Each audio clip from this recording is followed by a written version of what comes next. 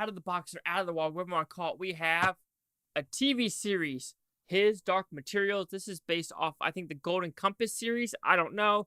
That movie beat Transformers in, special effects in 2007. No. But I'll say one thing, the special effects here are pretty good. But is this season 1 worth your time?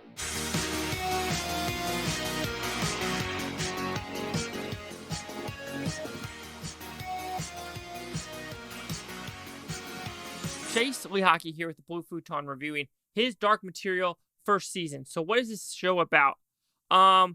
It's really convoluted actually, but it's based off the Philip Pullman's epic fantasy trilogy about human souls existing outside the body with these demons and a form of talking animals, and how there's dust in the air and how this dust might be, that's when you see the dust, that's when the demon turns to what you think it is. And then you have these Egyptians, even though I don't think they're called Egyptians. And you have James McAvoy. Then you have a parallel portal that goes from this fake world to the real UK. And polar bears. And a lot of stuff happens in this 8-episode series. Well, that's what you think what happens. So I like this show. I'll say one thing. The first 4 episodes, I was doing this.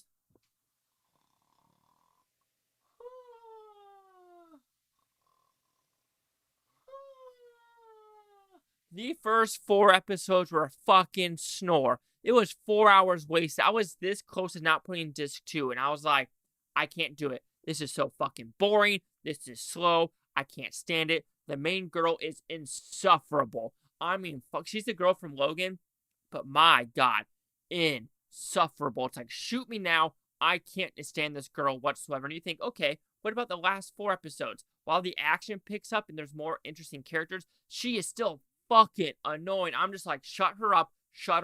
They can't find someone else. Whoever wrote her character like this is insufferable. And talk about the first 4 episodes, even the first 2 ones, it's Toby Hopper, I think, directed the first 2, and his directorial styles I can't fucking stand. It's like shaky cam. It's fucking shaky cam everywhere, man. It's shaky cam everywhere. You're just like, dude, have a dolly or something, please. Some shots don't need this type of like experimental shit to it. It's like, just fucking stop. As you can tell, I'm not a fan of the show whatsoever. Except when the polar bear came in. I'm intrigued by that storyline. The taking kids and these witches in the North Pole. I'm intrigued by it. James McAvoy, even though he's only in 2 episodes, I'm intrigued by it. But here's the thing. You got to spend 4 hours of your life to get to that point.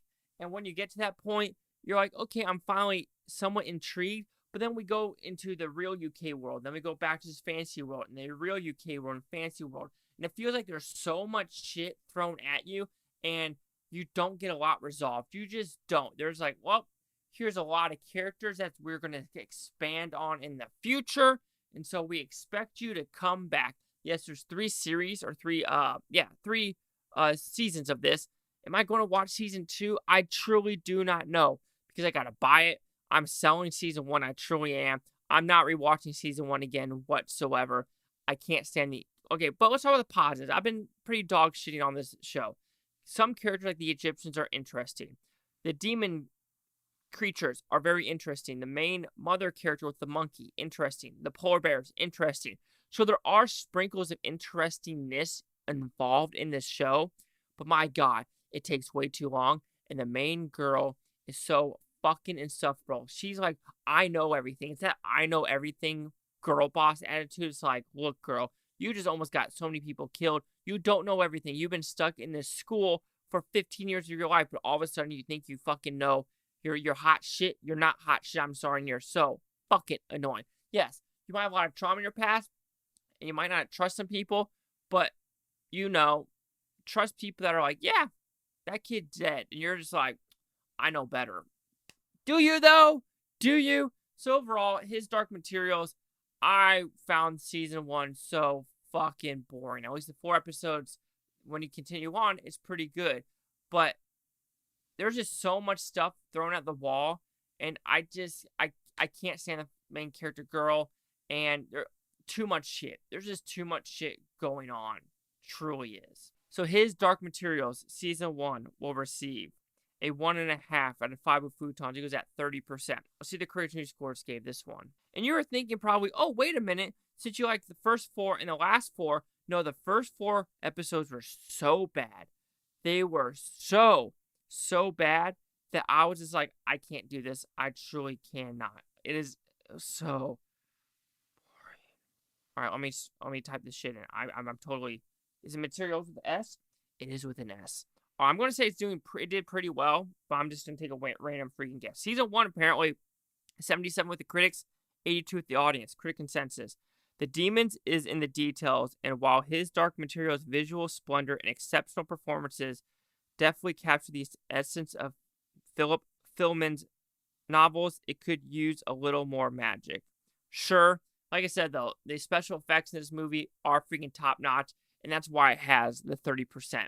30, 77, 82. Chase out with the Blue Futon. Like, comment, subscribe. Let me know what you think of Futontopia. You Futon, think about a great day, night, care, watch it today, tomorrow, week from now, month from now, year from now. I love every single one of you. And I'm sorry if you expect his Dark Material Season 2 and 3 review, you probably will not see it.